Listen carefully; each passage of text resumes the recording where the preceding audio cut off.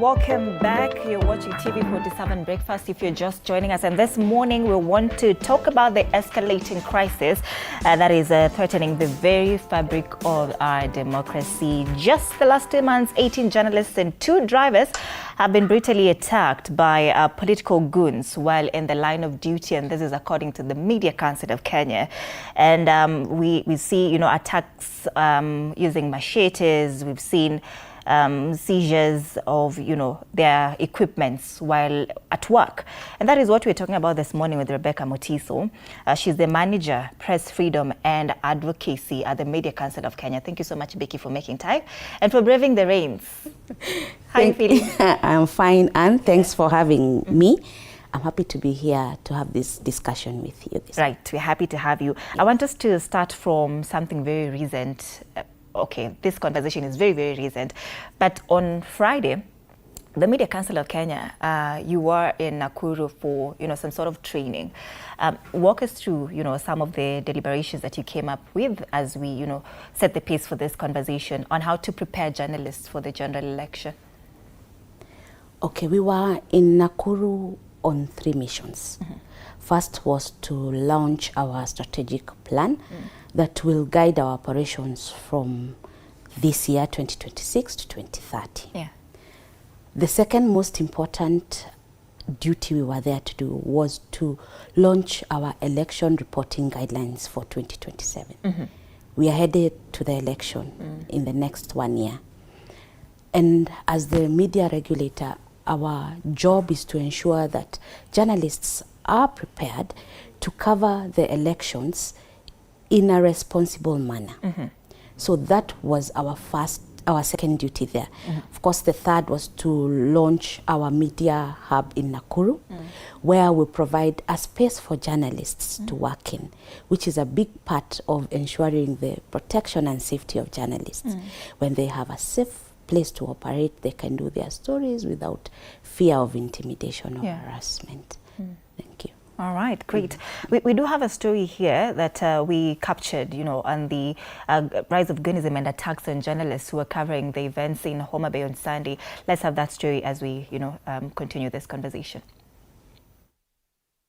For journalists covering the Linda Mwananchi tour in Homa Bay, it began as a routine assignment to cover a political rally, before quickly it turned into a desperate fight for survival. Among those caught up in the attack was Francis Mwangi of MediaMax, who is now slowly recuperating from injuries sustained during the chaos. Na tulipokuwa tunaenda kuchejirin, gari yetu ikazima. Wakati tulikuwa tunajaribu, akienda kujaribu kukurumisha, ndio hao watu walitufikia. Na akaniambia hapa itabidi tutoroke, maana tutakufia kwa hiyo gari, watachoma. So nikienda kufungua mlango wa pande yangu, ndio mawe ilikarushwa ikaingia kwa kioo, ikanigonga jicho. Nilikuwa na miwani ikanikatakata. The Media Council of Kenya says 8 journalists and at least 2 drivers were attacked, physically assaulted or had their equipment vandalized during Sunday's violence. Kwanza walitoa betri, wakatoa milango na wakachoma gari. Sasa hivi mimi naongea niko nafungua gari lakini gari sina. But Homa Bay is only the latest incident in what the council says is a worrying pattern. The Media Council of Kenya says 18 journalists and at least 2 drivers from different media houses have been assaulted and injured in the last 2 months. And with the country inching closer to the 2027 general election, the council says the trend cannot be ignored. Investigations must not stop at those who carried out the physical attacks. We want those who organized, financed, facilitated or incited the violence must equally be held accountable. MCK warns that continued attacks coupled with what it describes as reluctance by investigating agencies to prosecute perpetrators threaten not just journalists but democracy and media freedom. Council is now calling on Inspector General of Police Douglas Kanja and the Office of the Director of Public Prosecutions to move with urgency to identify those behind the attacks and ensure they face the law. Sheila Chelangat for TV 47. And our byline there is, we are just messengers. And you know, they say that you can never attack the messenger. Maybe attack whoever sent them. But really and truly, Becky, looking at the sheer frequency of this recent attacks, especially the one on Homa Bay, because it's the recent one, paint that picture for us. I know we've captured it, but now that you're here, you know, in flesh, paint that picture for us on the state of press freedom in the country today. Okay, thank you very much, Anne, for that question. First, I want to really condole with the families of the 2 people who lost their lives during the attacking on Homa Bay, as well as the 8 journalists who are hurt, and we wish them a quick recovery. Yeah. And as you know, the country is headed to the election, and press freedom in Kenya is under attack. Yeah. In just 2 months, as our press statement said, 18 journalists have been attacked by goons. Yeah. We have not, that is not even the police, it's just goons. Faceless individuals carrying machetes, stones, and who simply want to cause as much havoc as they can. So if you look at that trend, it shows you that we have 12 months to the election. How is it going to be? Yeah. But you also see that the indicators, the press freedom index, last year we were at 117 as a country out of 180, which shows that press freedom is actually on the decline. This year, according to the Reporters Without Borders report, we are at 106, which could be an improvement. But with the way things are going right now, we are actually seeing a growing decline in press freedom. In 2022, we were at 69. Yeah. Just 4 years later, we are at 117, which was last year. Now we are at 106. But whatever is happening is gawning at the progress that we've made to ensure and protect press freedom. Yes. You know, you said something that, you know, these attacks, it's not even by the police. These are just goons. The 18 attacks that you are reporting as the council, you know, in the last 2 months. But I'm interested to know, did this police also attack journalists? You know, journalists face threats from different functions and different people. And of course, sometimes police officers are responsible for attacks against journalists. Yes, but in the last 2 months only, we are seeing a rise of attacks against journalists from goons. Yeah. Yes. And would you say this is a coordinated war or a deliberate attack on journalists? Because I'm thinking, where is this coming from? If, you know, people who are meant to protect them, the police officers included, because time and time again, when journalists are covering protests, for example, you'd find journalists behind, you know, police officers as they cover the protests and everything around where there is a crowd. So is it deliberate, this attack on journalists? I don't want to say it's deliberate, but I want to say that it is, of course, all organized attacks against the public and also against the media are planned and orchestrated by people who have the power to marshal such strengths to actually have a very well coordinated. You saw what happened in Homa Bay. Yeah. People are on the ground and all of a sudden a group come and just start attacking journalists and also other people. We know civil society organizations were also under attack. Yeah. We know also politicians were attacked. So I think in every incident where there are goons, there must be a plan to mete out violence and harass people, journalists included. Right. Yes. But also, even as we talk about that, maybe people don't quite understand the impact that this has, you know, on the general public and how they get information, you know. So can you paint that picture, you know, for our audience this morning? What is the impact of attack on journalists? Let me tell you one thing, and this is something that Kenyans must understand. The media is the messenger. Our role is to hold power to account and act in public interest. So when the media is attacked, there is a chilling effect on freedom of speech, freedom of the media, and media independence. So basically, what we are saying, attack on media is an attack on democracy itself. The media is at a place where we inform the public. We tell the public what is going on. We hold power to account and say, we are the gatekeepers, and say that, hey, things here are not going right, and we need to sit back and ask what is happening. We tell the public that there's corruption. We unearth the scandals that face the country. So when you attack the media, you are attacking democracy itself. And if we cannot speak truth to power, and if we are not allowed to operate in an environment where we can castigate and we can cover events, you see, whatever happened in Homa Bay, we were just covering activities as they were developing. So what happens when we have to unearth the issues that are happening in this country? So basically, even as we head towards the election, the media informs the public what political parties are doing, what are in their manifestos. So attack on the press has a chilling effect on democracy itself. Right. Yes. Who should be held accountable, Becky, when you know a journalist is attacked in their line of duty? Really, who should we be holding accountable for that?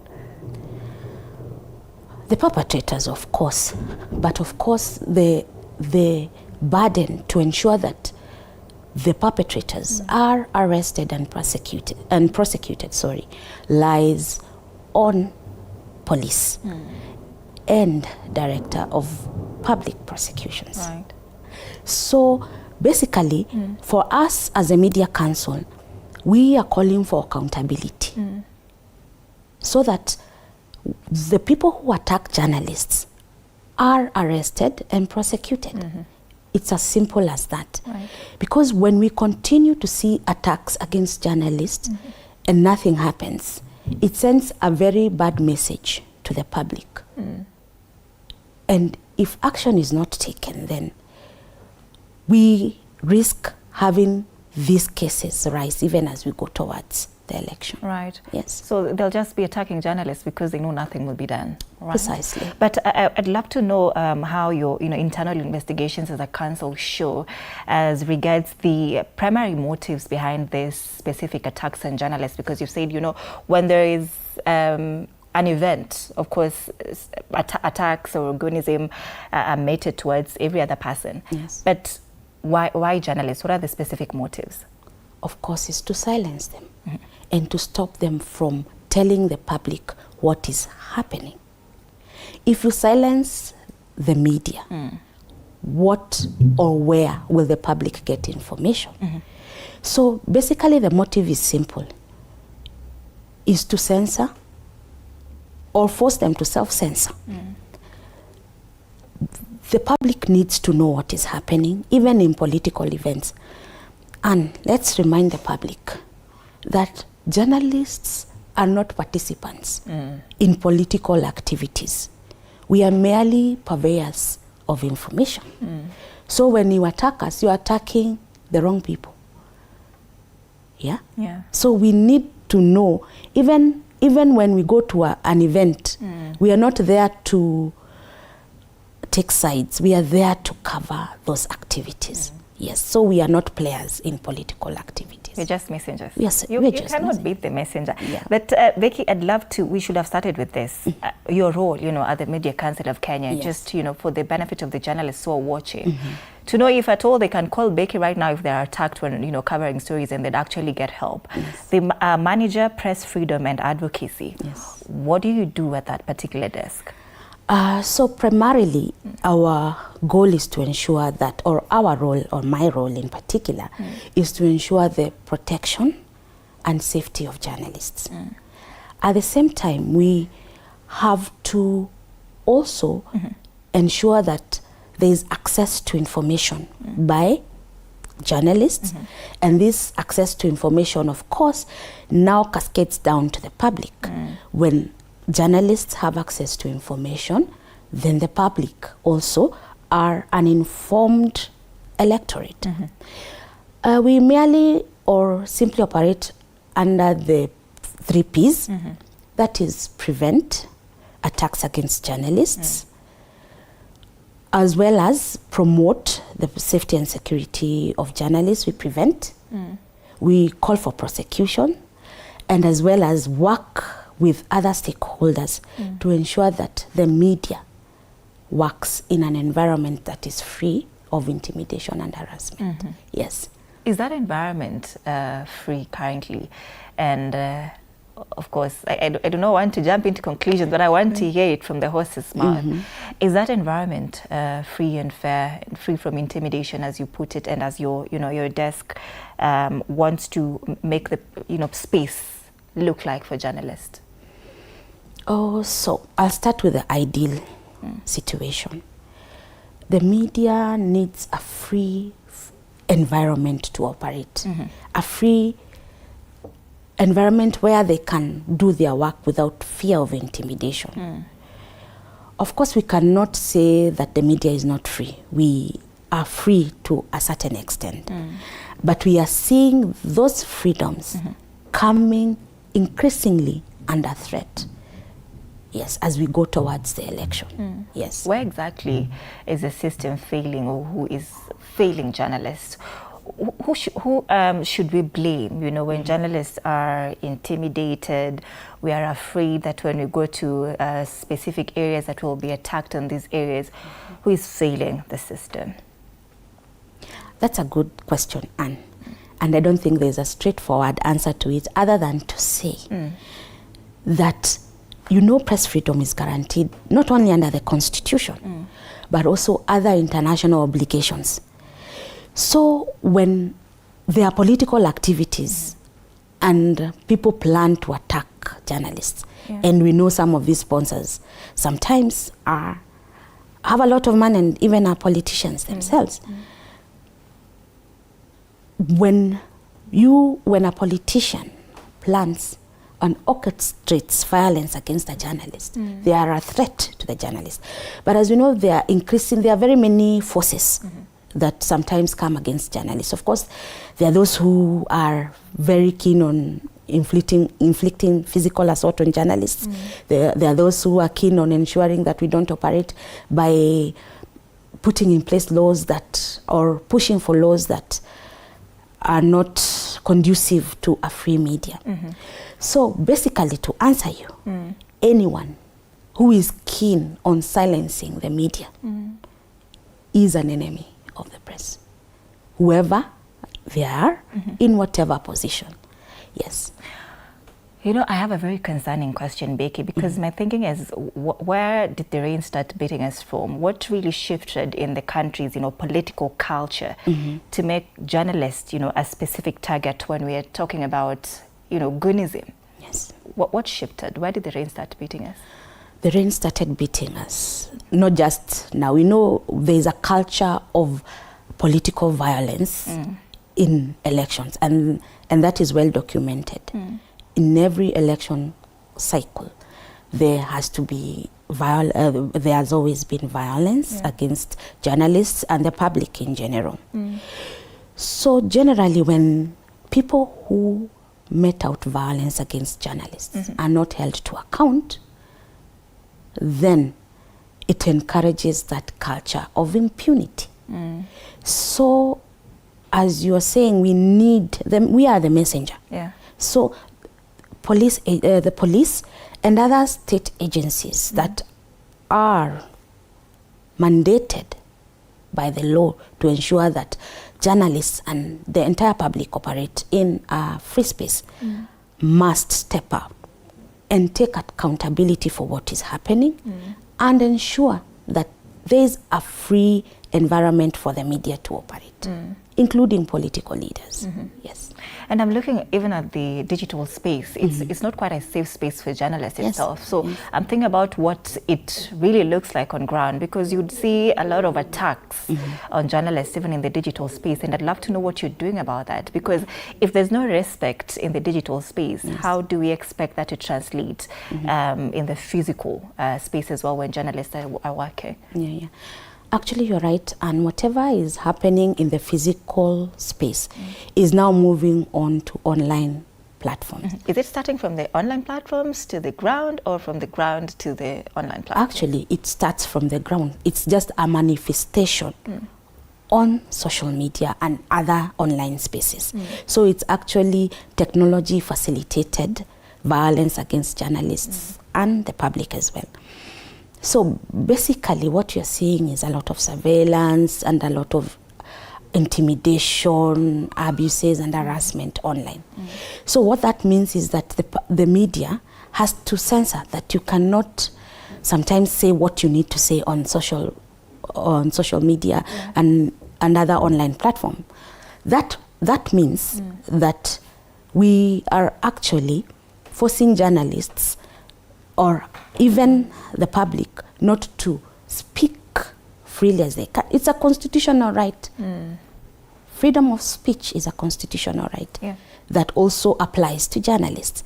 And when we are not able to perform our duties even on social media, then that means that as a country, there's somewhere where we are failing. Right. Yes. You have presented a petition as a council, to the ODPP and the Inspector General of Police. Tell us about what that petition is about and the progress of that petition.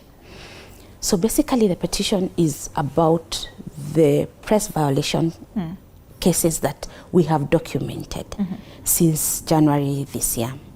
So as you know, we don't have an enforcement mandate, as so to speak. What we do is document and then forward the cases to agencies that are mandated to arrest and prosecute offenders. So basically, our petition was to ask those agencies to provide a progress report on the cases that we have submitted and also to take action against the perpetrators. Yes.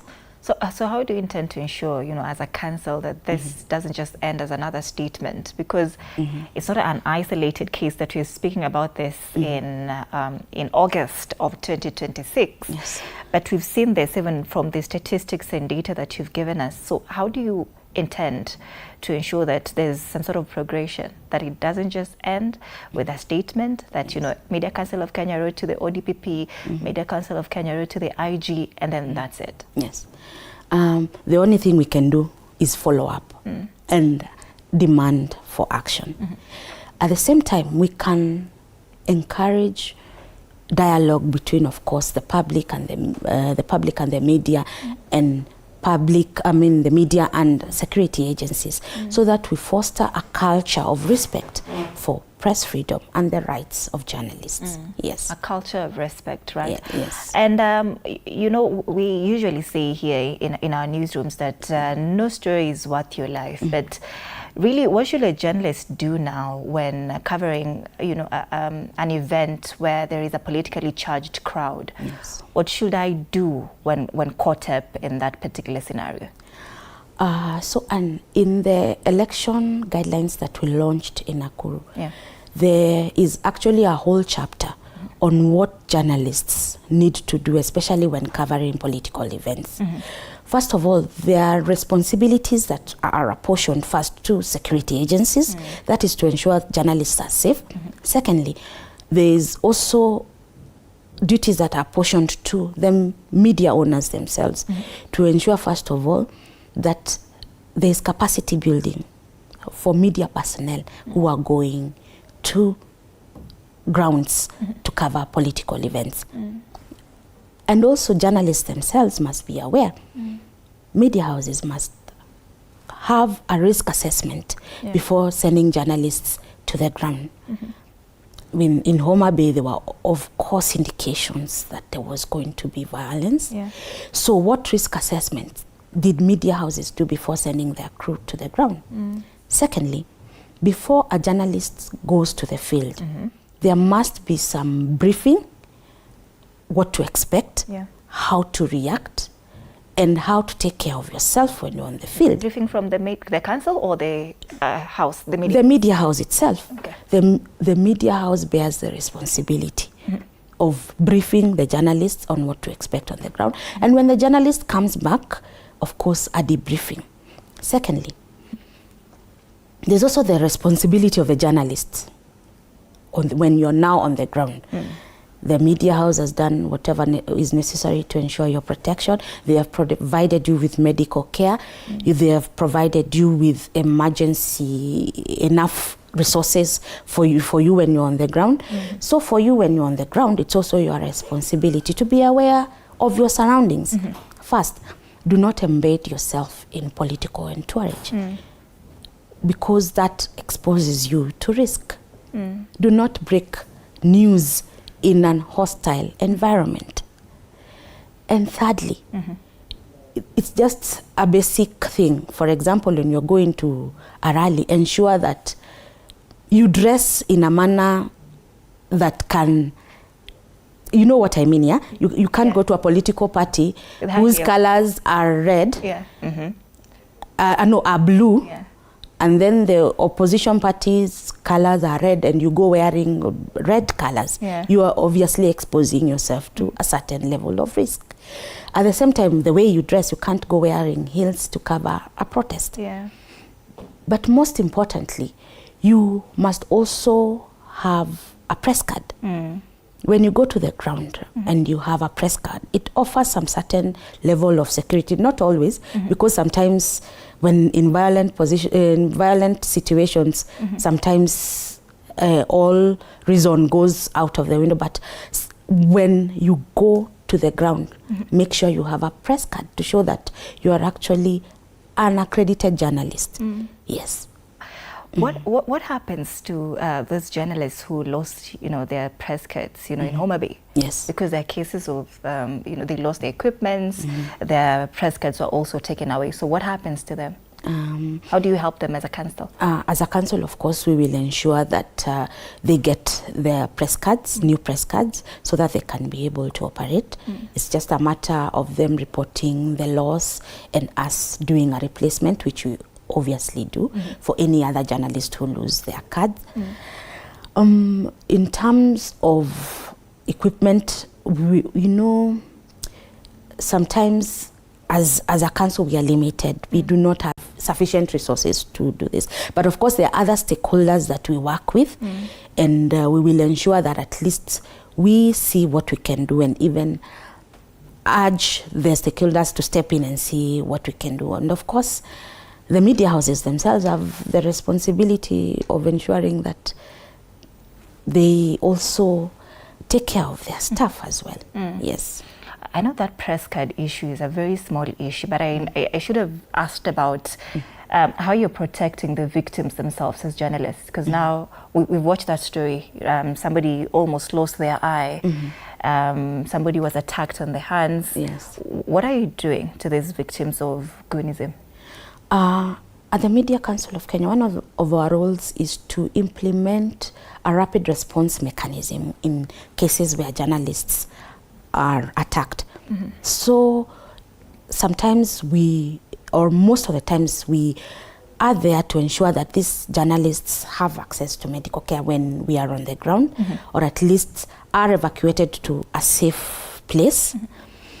Secondly, and our biggest role is to castigate and to call out people who are planning deliberately to hurt journalists. And that is perhaps our biggest role, is to call them to account, that you cannot sit down and plan attacks against journalists. It's unacceptable and it is wrong. And the third thing that as a council we obviously do is also build the capacity of journalists so that they know how to react or how to behave when they are on the ground.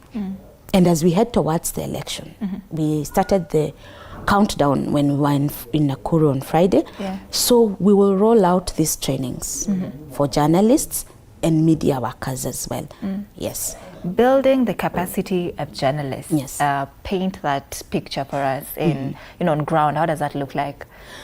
When I say building capacity, I mean it in two ways. Okay. First of all, as a media council, it's our responsibility to ensure that journalists adhere to the code of conduct for media practice. That is to practice responsible journalism. So our capacity building in the first front is to ensure that they understand that in any activity or in any event they cover, they are supposed to be fair, objective, accurate, and also verify facts. Secondly, we also train them on basic safety measures to take when they are on the ground. At the same time, we also build their capacity on the emerging technology. We know artificial intelligence is now a big part of how media operates. We guide them on how to use it in a responsible manner as we go towards the election and even during elections. Yes. You mentioned something about media houses doing, the much they can to ensure that journalists are protected when they're going to these harm areas. Yes. But I'd love for you to walk us through the current state of safety measures, that is protecting journalists from, in-house media levels. Do you think media houses are actually doing enough in terms of providing even protective gears? Are they doing enough from your own analysis as the council?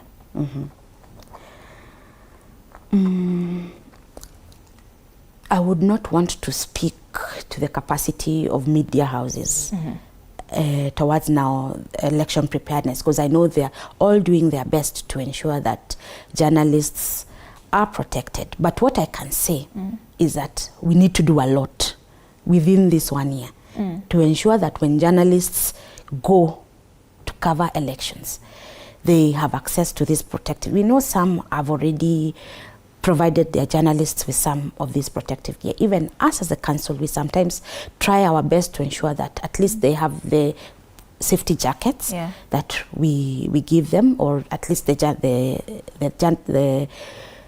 jackets they wear to identify as media workers or journalists. There's a lot that needs to be done between now and the general election to ensure that journalists are protected.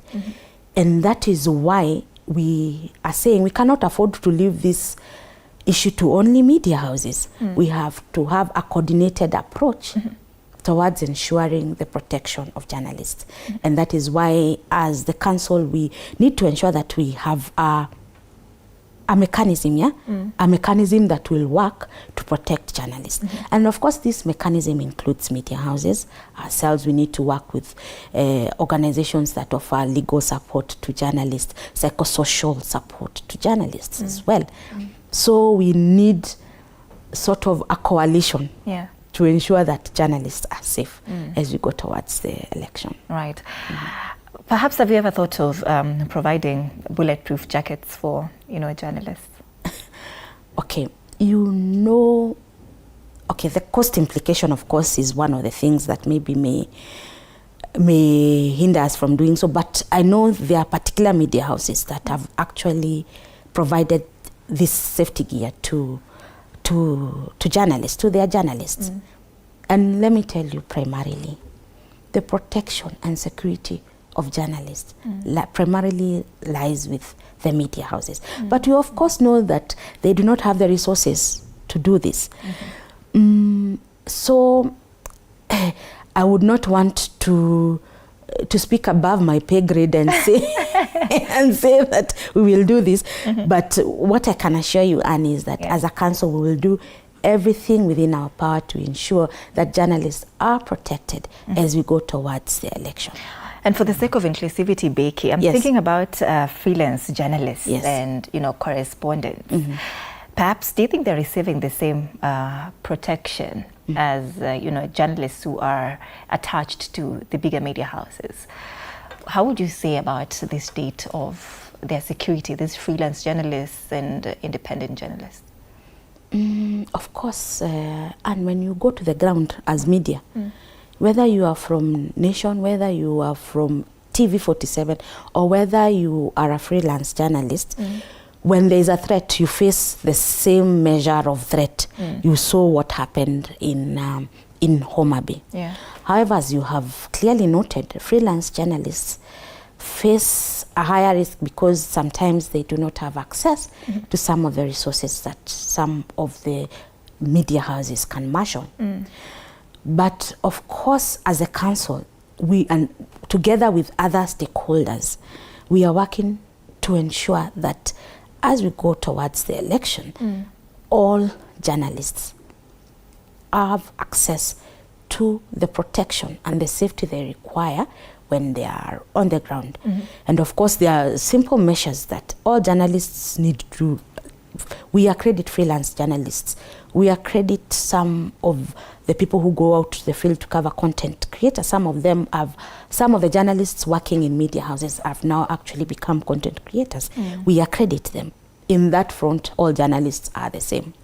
But on the ground, we realize that, of course, there are unique challenges that freelance journalists face. And so what are we doing as a council? As I told you, one of the things we went to the ground to do is launch a media hub where these journalists can also have a space where they can churn out their stories. So together with other stakeholders, we will work together to ensure that all journalists are safe and secure.